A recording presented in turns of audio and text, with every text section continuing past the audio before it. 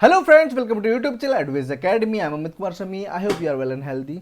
आज हम स्टार्ट करेंगे ईएमआईएस के जनरल अवेयरनेस के इंपोर्टेंट क्वेश्चंस का पार्ट 9। पार्ट 8 हो चुके हैं हमारे, ठीक है। जिन्होंने नहीं देखा है वो वीडियो जाकर देख सकते हैं।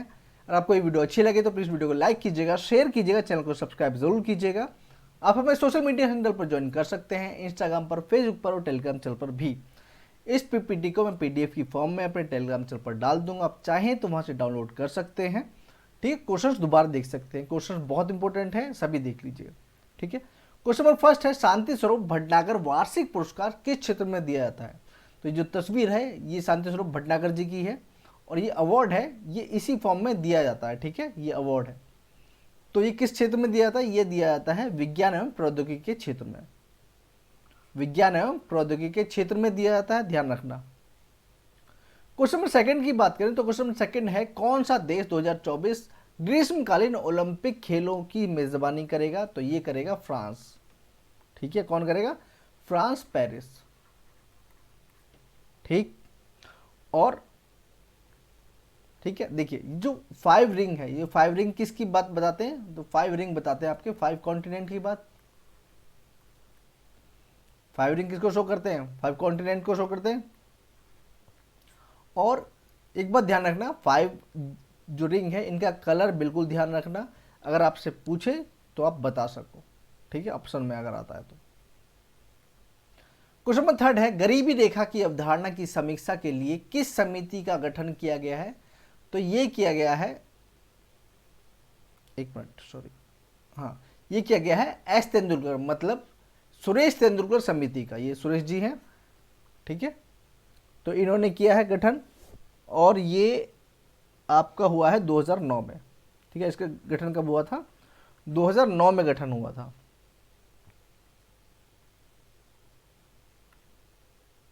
क्वेश्चन नंबर 4 देख लीजिए, किस राज्य की हॉकी टीम ने हॉकी इंडिया जूनियर पुरस्कार राष्ट्रीय चैंपियनशिप जीती 2023 की? तो ये जीती है मध्य प्रदेश की टीम ने। कहा कि मध्य प्रदेश की टीम ने जीती है। क्वेश्चन नंबर 5 देख लीजिए, क्वेश्चन नंबर 5 है, स्कूल मॉडल ने किसकी मदद की जाएगी? स्कूल मॉडल से किसकी मदद की जाएगी?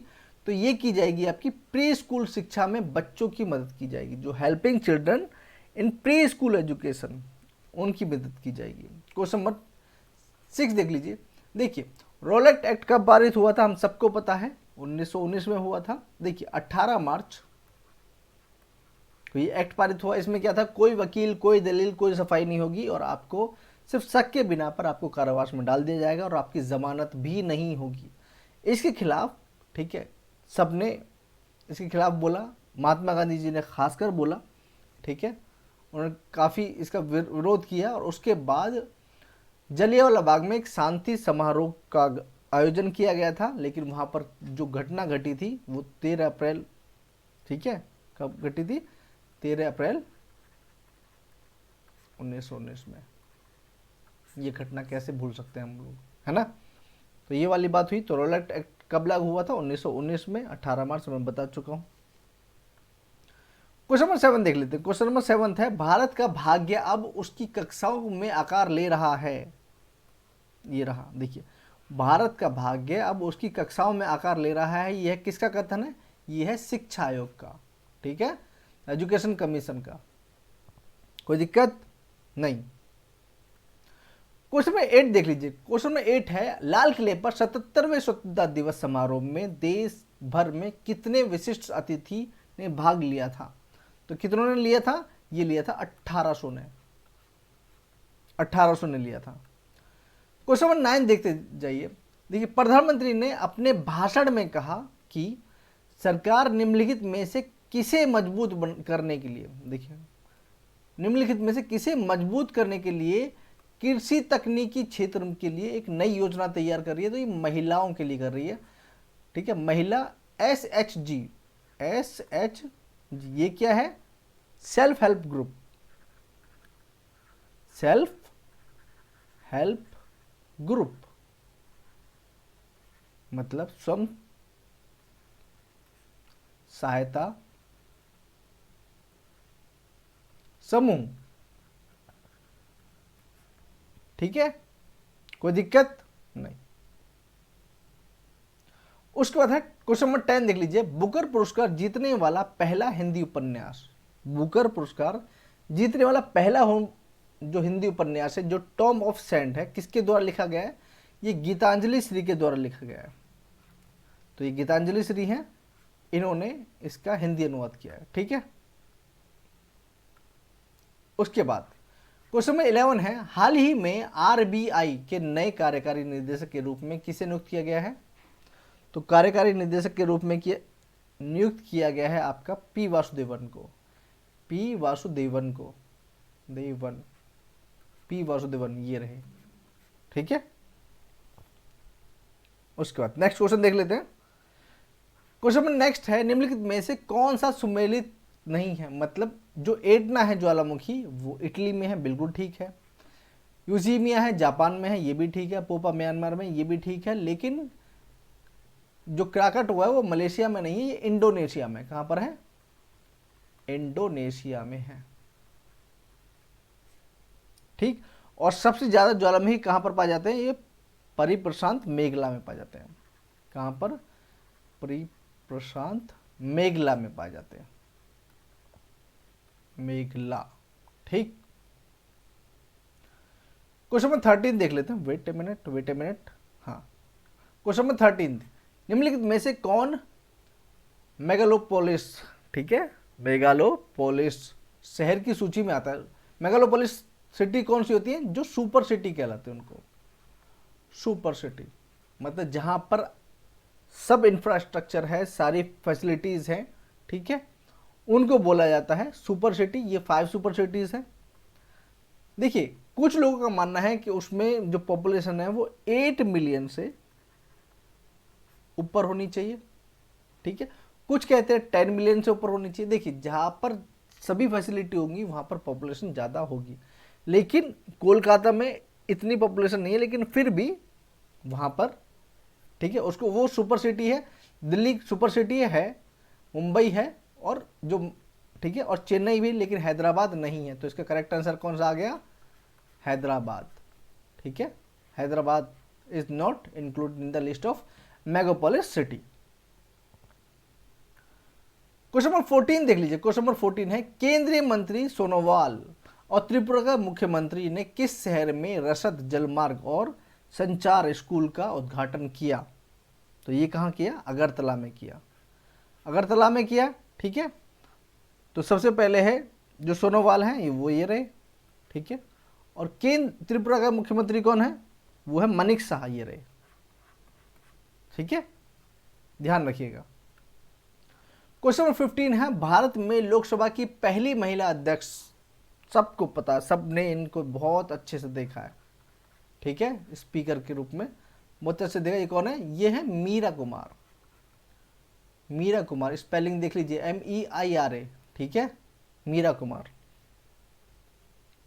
कुमारी नहीं है, कुमार है, ध्यान रखना, मिस प्रिंट नहीं हुआ है।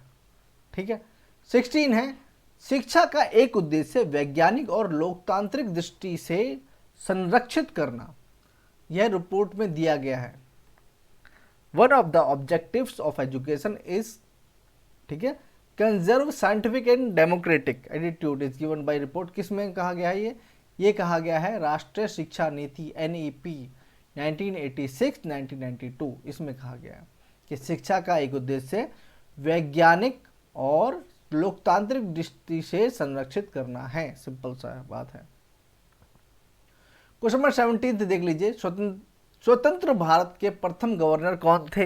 हम सबको पता है वो कौन थे? Lord Mountbatten. ठीक है, लॉर्ड माउंटबेटन। क्वेश्चन नंबर 18 देख लीजिए। क्वेश्चन नंबर 18 है, जिज्ञासा। जिज्ञासा कार्यक्रम द्वारा डैश द्वारा संयुक्त रूप से कार्यान्वित किया गया है। संयुक्त रूप से किया गया है, किस किसके द्वारा है? तो एक तो है CSIR। अभी ये पहले भी दिखाया मैंने, ठीक है, ये अभी फर्स्ट जो क्वेश्चन था, CSIR और केंद्रीय विद्यालय संगठन। ठीक है, ये इसका करेक्ट आंसर है बी, ऑप्शन बी। अब CSIR क्या होता है? ये होता है काउंसिल ऑफ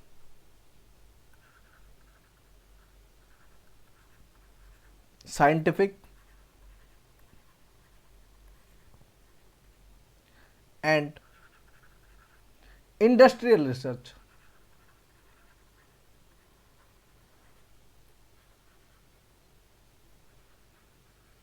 ठीक है, इंडस्ट्रियल रिसर्च। देखिए सारी चीजें मैं इमेज इसलिए लेके आ रहा हूं ताकि आपके दिमाग में एकदम फिक्स हो जाए, कोई दिक्कत ना हो कहीं भी। ठीक है, क्वेश्चन नंबर 19 देख लीजिए। तमिलनाडु सरकार ने हाल ही में के लिए पुदुमई पेन योजना शुरू की है। ठीक है, तो ये किसके लिए की गई है? ये की गई है आपके, ठीक है, छात्राओं के बीच उच्च शिक्षा को बढ़ावा देना। ठीक है, छात्राओं के बीच उच्च शिक्षा को बढ़ावा देना। ये ऑप्शन ये गलत है, ये है छात्राओं के बीच उच्च शिक्षा को बढ़ावा, to promote higher education among girls student. Pudhumai Penn योजना इसलिए स्टार्ट की गई है। ठीक है, क्वेश्चन नंबर 20 देख लीजिए। स्कूली शिक्षा के लिए राष्ट्रीय पाठ्यचर्या की रूपरेखा कौन तैयार करेगा या कौन तैयार करता है? ये कौन तैयार करता है? एनसीईआरटी करती है। कौन तैयार करता है? एनसीईआरटी। फुल फॉर्म क्या है? National council of education research and training. लिखने की जरूरत है? National council of educational research and training. मुझे पता है, आपको पता है, लेकिन अगर कोई एक आध ऐसा आ जाता है भूला भटका तो उसको पता होना चाहिए। ठीक है, क्वेश्चन नंबर 21 है, कस्तूरबा गांधी बालिका विद्यालय किन से संबंधित है? पहली बात ध्यान रखो, यहां पर बालिका आ गया है तो जाहिर सी बात है बालिकों से संबंधित है, लड़कियों से संबंधित है, और ये है SC ST एंड OBC वर्ग की लड़कियों के लिए। क्वेश्चन नंबर 22 देख लीजिए। निम्नलिखित में से किस विश्वविद्यालय ने हाल ही में प्रमुख मोहन भागवत, ठीक है, ये RS की चीफ है, देखे होंगे आपने खूब। ठीक है, मोहन भागवत को विज्ञान की मानद उपाधि प्रदान की। किसने किया है? ये क्या है? महाराष्ट्र पशु एवं मत्स्य विज्ञान विश्वविद्यालय ने, पशु एवं मत्स्य विज्ञान विश्वविद्यालय ने किया ऐसा। उसके बाद देखिए क्वेश्चन नंबर 23 है, साक्षरता दिवस कब मनाया जाता है? ये हम सबको पता है, 8 सितंबर को मनाया जाता है। मैंने इसके ऊपर एक वीडियो बनाई थी, चाहे तो जाकर देख सकते हैं। क्वेश्चन नंबर 24 है, भारत ने निम्नलिखित में से किस देश के साथ योग्यता की पारस्परिक मान्यता पर एक समझौते पर हस्ताक्षर किए हैं? ये किया है ऑस्ट्रेलिया के साथ। ठीक है, और ऑस्ट्रेलिया की जो कैपिटल है वो कौन सी? कैनबरा। कौन सी है? कैनबरा।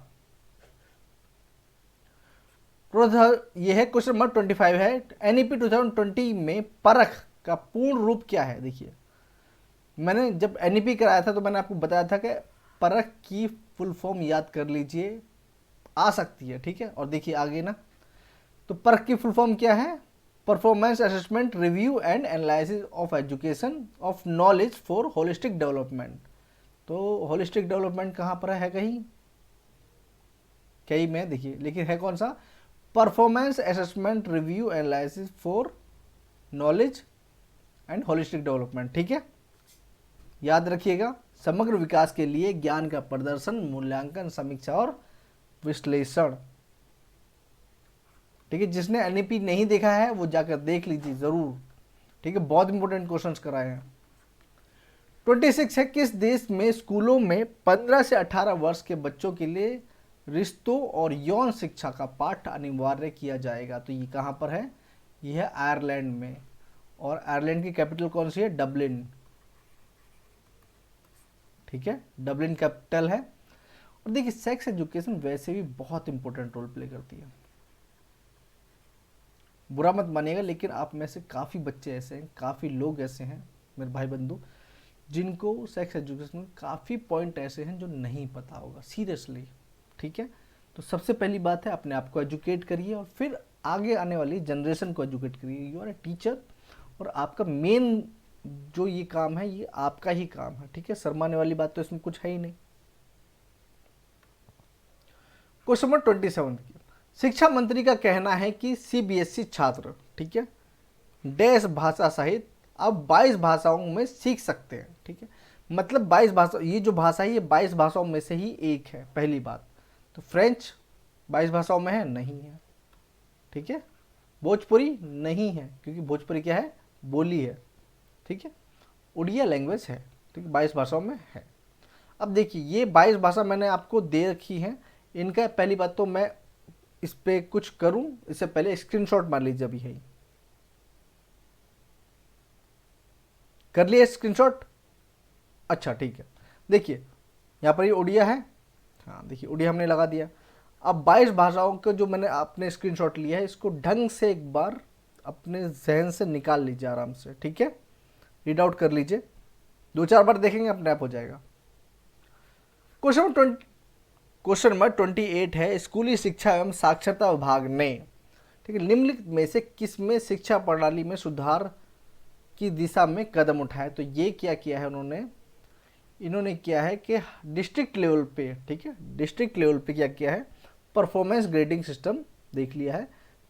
तो ये कौन सा आएगा, performance grading index for district, option C correct है इनका, ठीक है। इसको क्या नाम दिया, PGID, इस टाइप से आता है ये। तो डिस्ट्रिक्ट लेवल पे जो भी आपका रिजल्ट होता है वो देखते हैं, उसके बाद कंपैरिजन करते हैं और उसके बाद अपने आप को इम्प्रूव करने का प्रयास करते हैं। देखा गया है कि काफ़ी इंप्रूवमेंट देखने को मिला है, ठीक है। क्वेश्चन नंबर 29 देख लीजिए। क्वेश्चन नंबर 29 है, किस शब्द को 2022 में, ठीक है, कॉलेज जो है ये डिक्शनरी है, ठीक है, इसने क्या किया है, वर्ड ऑफ द ईयर। तो 2022 का क्या है, 2022 का है परमा क्राइसिस। और परमा क्राइसिस क्या था, तो परमा क्राइसिस था आपका कि असुरक्षा और, देखिए परमा क्राइसिस क्या था, असुरक्षा और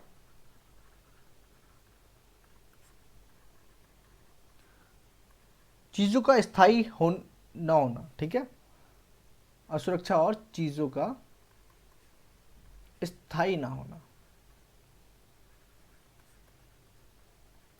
मतलब बता देता हूँ इसका।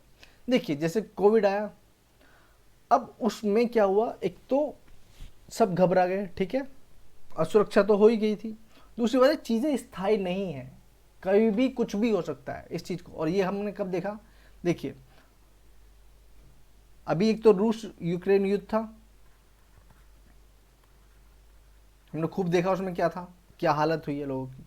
दूसरी बात कोविड, मेन बात, ठीक है, कोविड देखा, इसमें कुछ नहीं पता कि कब क्या हो जाए। तो उस वक्त ये 2022 में काफ़ी ये वर्ड काफ़ी निकल के आया, तो इसलिए परमा क्राइसिस आया।